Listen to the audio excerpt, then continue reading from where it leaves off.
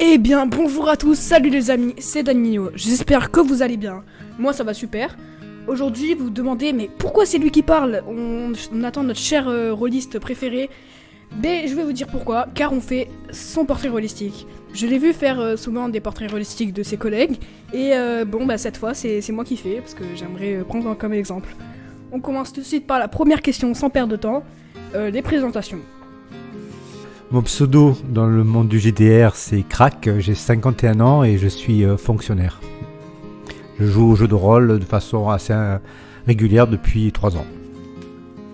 D'accord, et je vais donc te demander ton histoire avec le JDR, comment ça a commencé et comment ça en est maintenant. Alors j'ai pas une histoire vraiment linéaire. Quand j'étais ado, mon voisin il avait des revues Cassius Belli et je me souviens qu'on ouvrait les magazines et on regardait de quoi ça parlait, on comprenait pas trop, mais on avait envie d'y jouer. Et donc je n'ai pu y jouer que quand j'avais une vingtaine d'années où par l'intermédiaire d'un ami, j'ai joint un club de jeux de rôle, mais c'était pendant la période du phénomène Mireille Dumas et le club il a fermé au bout de quelques mois et donc après on a fait quelques parties à droite à gauche chez les uns chez les autres et après ça s'est arrêté. Je me souviens que je comprenais pas grand chose aux règles, mais que ça me plaisait énormément, je me régalais, on passait des nuits entières à jouer. Ensuite, j'ai plus du tout joué jusqu'en 2018 où je sais pas pourquoi j'ai commencé à écouter des actual play et ça m'a donné envie de refaire du jeu de rôle. Et ensuite, avec vous, quand on faisait des voyages en camping-car, on prenait des D6 et des feuilles de papier, on se faisait des fiches de perso rapidement et on faisait des parties le long de longs trajets sur la route. Et en 2020, quand il y a eu le confinement, j'ai sauté sur l'occasion pour jouer en distanciel. Je me suis acheté un casque micro et je me suis lancé sans vraiment connaître comment jouer en ligne. Mais bon, voilà. Donc, et au fur et à mesure, j'ai pu jouer avec un groupe. Donc j'ai fait connaissance des copains que tu connais bien, là, qui viennent à la maison ou je vais chez eux. Et aussi, je suis au club Le Chrome à Marseille. Et depuis bientôt 2 ans, 3 ans, oui, ça commence à faire. Voilà mon histoire avec le jeu de rôle. Très bien. Tu te vois comment comme joueur? Comme joueur, je me vois plutôt comme coopératif dans la partie avec les autres. Je cherche plutôt à essayer de créer des liens de complicité avec les autres. Donc j'hésite pas à tendre la perche vers les autres joueurs pour créer du lien et pareillement, j'essaie aussi d'être assez actif quand il faut pour faire vivre l'aventure. Et comme maître joueur alors? Comme maître de jeu, je pense être assez souple. Donc je laisse plutôt les joueurs prendre leur espace et j'essaie d'être cohérent dans ce que je leur fais vivre comme aventure. Pour toi, qu'est-ce qu'est un mauvais joueur? Mauvais joueur, je sais pas comment le définir. En tout cas, les joueurs que j'ai rencontrés et que j'ai pas aimé jouer avec eux, c'était plutôt des joueurs qui étaient assez individualistes, qui avaient tendance à vouloir agir toujours les premiers, à prendre bien sûr les objets ou les indices en premier sans tenir qu'à des autres. Voilà, donc je dirais plutôt l'individualisme pour le défaut que j'aime pas chez les joueurs, quoi. Peut-être aussi des fois de la passivité, mais encore, des fois ça me dérange, ça dépend. Si la personne est timide, ça me dérange pas qu'elle soit plus en retrait. D'accord, et comme maître du jeu, qu'est-ce qui te plaît pas? Qu'est-ce qui me plaît pas comme maître de jeu? Ça revient un petit peu au même, c'est toujours l'individualisme. Des maîtres de jeu qui aiment bien s'entendre parler, qui aiment raconter des histoires pratiquement seuls et qui tiennent des fois pas compte des joueurs, quoi. Ça m'est arrivé d'avoir l'impression de suivre une histoire, mais que de l'écouter et de ne pas la vivre comme j'aurais souhaité le faire en tant que joueur. Ok, quels sont les critères pour te dire que tu as réussi une partie, que ce soit du point de vue de joueur ou de MJ? Alors, c'est le niveau de satisfaction. Ça peut être par les commentaires, hein, une fois que la partie est finie, quand les joueurs, quand on est entre joueurs et que on parle un petit peu de ce qu'on a vécu avec un certain enthousiasme, ça veut dire que qu'on a apprécié. Et en tant que MJ, j'espère arriver à discerner la satisfaction des joueurs quand la partie se termine, qu'ils soient soit parce qu'ils ont été surpris par le scénario, soit parce qu'il y a eu des scènes d'émotion, ou soit des rires aussi. C'est tout ça. Et il y a aussi ce que j'attache, surtout quand j'accueille, c'est la convivialité quand on joue ensemble à la maison, c'est d'être autour d'une table, de partager un repas, des boissons et d'être relax, quoi. Voilà, donc c'est un peu la convivialité aussi que je mets dans une partie réussie. Très bien. C'est quoi le nombre idéal de joueurs pour toi? Qu'est-ce que c'est un bon groupe de joueurs? Alors, le nombre idéal, pour moi, c'est entre 3 et 4. Je trouve que c'est un bon équilibre pour que chacun ait son espace, qu'on arrive à créer aussi assez de liens entre les uns et les autres. Voilà, j'ai joué déjà à 6 joueurs. Il y avait peut-être un peu trop de temps entre chaque scène, où quand il y a des combats, ça part aussi en longueur parce qu'il faut que chacun joue. Donc l'attente est plus longue, hein, quand on attend son tour.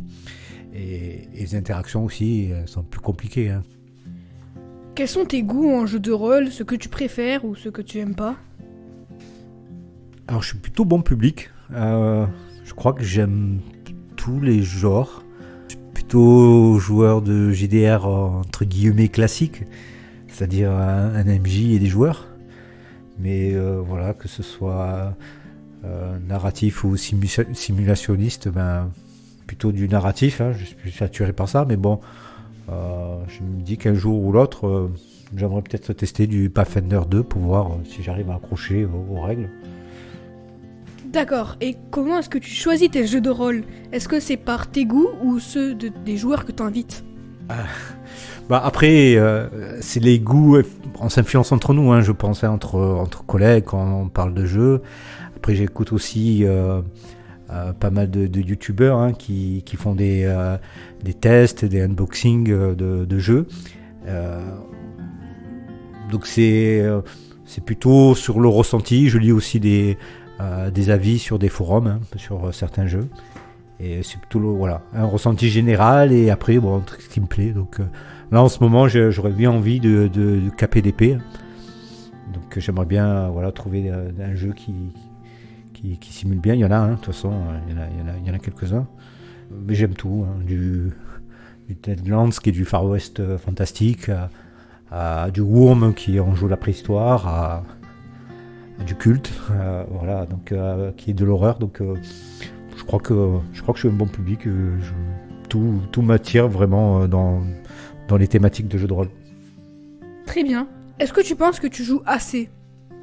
Non, je joue pas assez, mais je joue, je pense, suffisamment. Donc ça va, je suis pas frustré de pas jouer assez. Donc, j'ai mes quelques parties, j'aimerais faire des parties, des campagnes à long cours régulièrement, chaque semaine, mais bon, je sais que c'est pas toujours possible au niveau organisation et au niveau famille, donc je fais avec.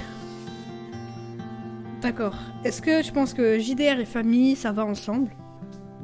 Oui, ça va ensemble. Alors, il y a le temps que le JDR prend et bien sûr, on le donne pas à sa famille, mais bon, comme toute passion et tout ça, si on arrive à se ménager des créneaux pour de temps en temps assouvir sa passion, ça me va quoi. Voilà, donc moi j'arrive pour l'instant je pense à trouver du temps pour jouer, à trouver du temps pour m'occuper de la famille. Et ensuite il y a l'aspect aussi JDR et jouer en famille, et donc là oui, depuis quelques temps, là, depuis 2-3 mois, on se fait des parties tous les 15 jours, hein, donc on arrive à se trouver un créneau, et pour moi c'est important de jouer avec vous, avec des jeunes, et c'est un moment de partage hein, qu'on a en nous, un truc, une passion en commun, quoi, du jeu en commun, donc là pour moi oui c'est compatible. Tu joues plus souvent en IRL ou en distanciel? Et qu'est-ce que tu préfères? Alors en 2020 je jouais quasiment que en distanciel, hein. De toute façon on n'avait pas le choix, très peu. Mais depuis 2 ans, je joue très, très peu en distanciel. C'est question peut-être de goût, de temps aussi, parce que j'ai la chance de pouvoir jouer avec un groupe, avec des amis régulièrement, d'aller en club, donc avoir des possibilités de jouer en physique. Et j'ai perdu un peu le goût distanciel. Alors que pour moi, c'est pas l'un ou l'autre, c'est les deux me vont, ils sont différents. Voilà, donc côté convivial quand même est plus prenant au niveau physique, quoi, IRL, hein, donc on est plus, on échange, au niveau social c'est quand même beaucoup plus riche.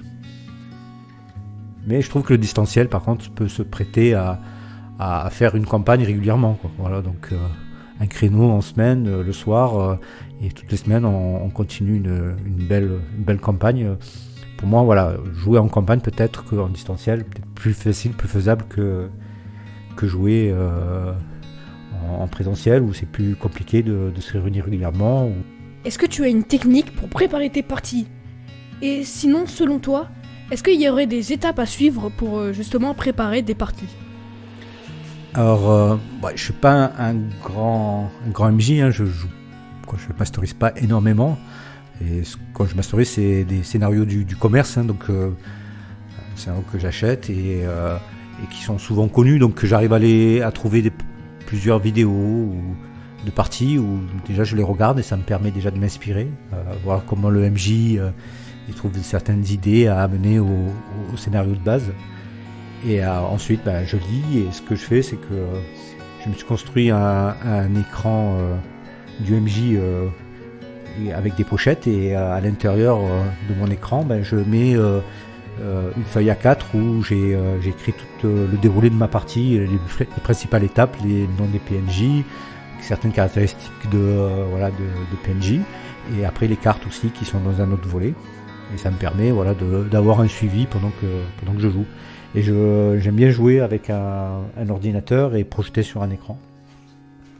J'aime beaucoup utiliser des visuels pour poser une atmosphère, pour montrer un PNJ qui est particulier, pour donner une idée commune à tous les joueurs.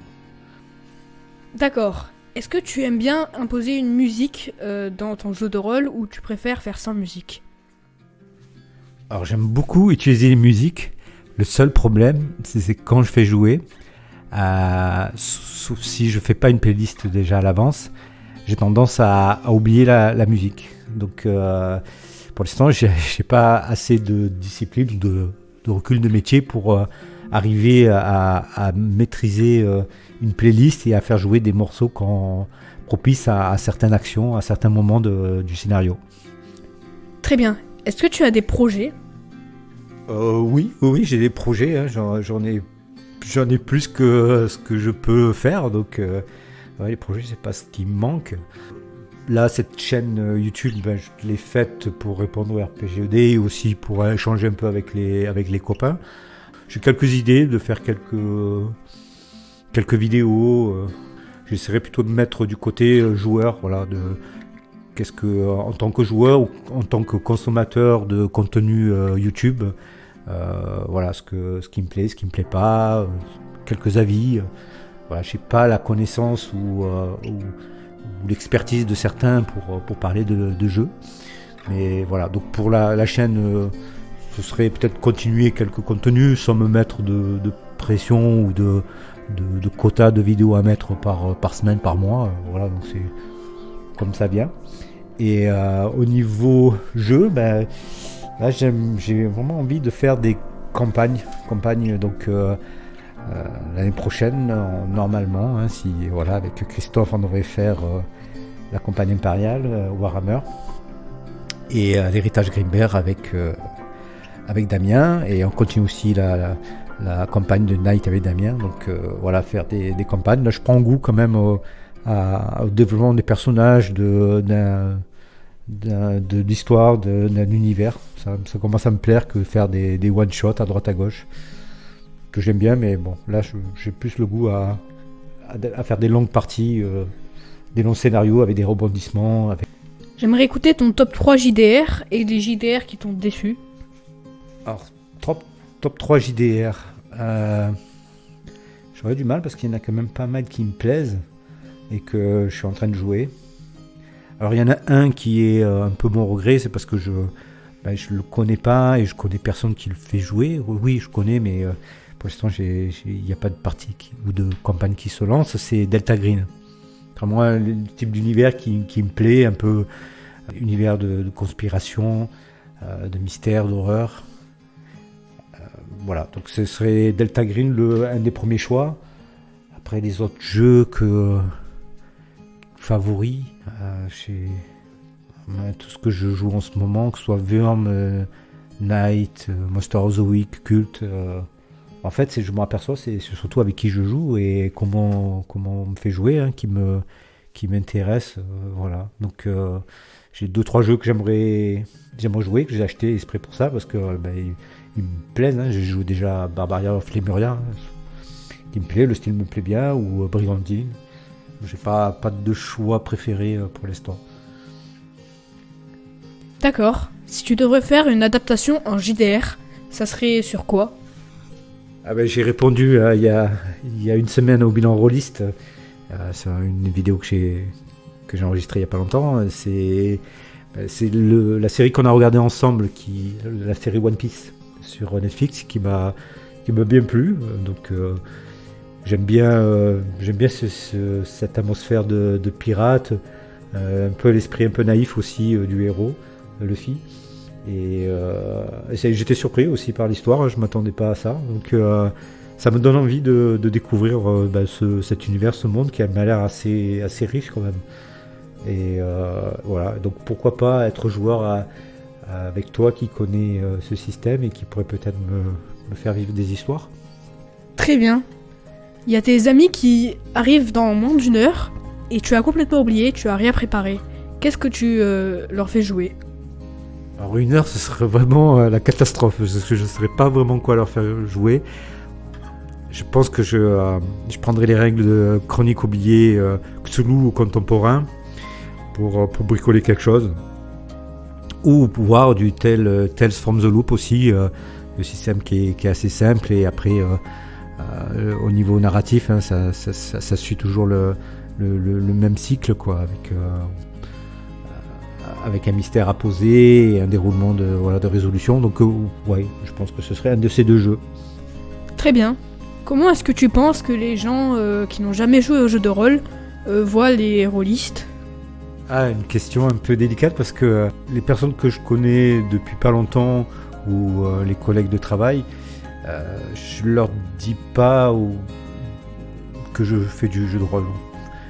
J'ai encore une petite gêne, une petite réticence à le dire. Et quand je le dis à certains avec qui j'ai plus d'affinité et qui me posent la question qu'est-ce que c'est le jeu de rôle, j'ai le mauvais réflexe de leur demander s'ils connaissent Donjons et Dragons. Et de suite, s'ils connaissent un petit peu, ça devient très réducteur, hein, de limiter le jeu de rôle à Donjons et Dragons, même si c'est le plus connu. Mais il y a tellement d'univers différents, de façons de jouer différentes, que c'est quand même, je trouve, compliqué en quelques phrases d'expliquer pourquoi on aime ça et pourquoi on joue des longues heures, quoi.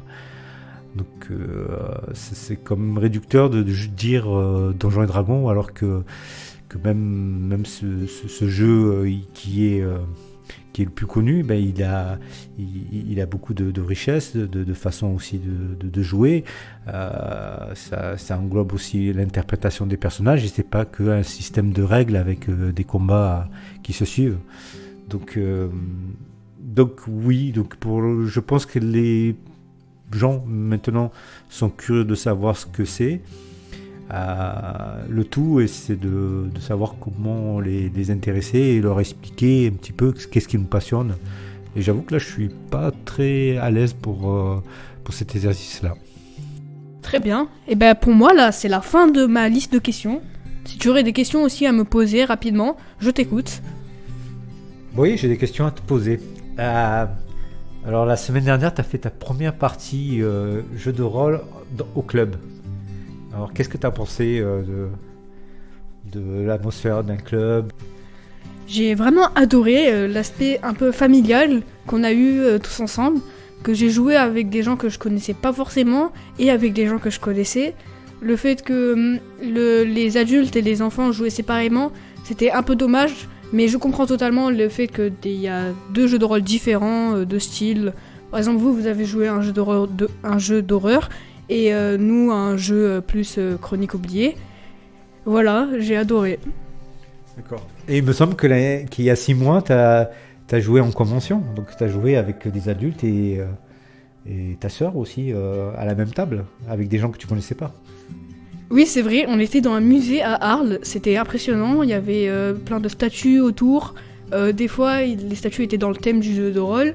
Dans mon cas, ce n'était pas, mais j'étais avec mon père et ma sœur, c'était les seules personnes que je connaissais, et il y avait des personnes que j'ai jamais vues de ma vie. Mais c'est sympa car le jeu de rôle nous permet de se stabiliser rapidement avec une personne qu'on n'a jamais vue dans le domaine du jeu de rôle. C'était vraiment agréable. Et est-ce que tu aimerais être maître de jeu ? Je suis pas douée pour, mais si jamais il y a une occasion qui me le demande, je pourrais bien me porter volontaire. T'as remarqué comment j'ai repris ma casquette d'intervieweur ? Oui, j'ai remarqué. Je suis un peu plus à l'aise de ce côté-là. Bon je vous souhaite une joyeuse année. À bientôt les amis. C'est ciao.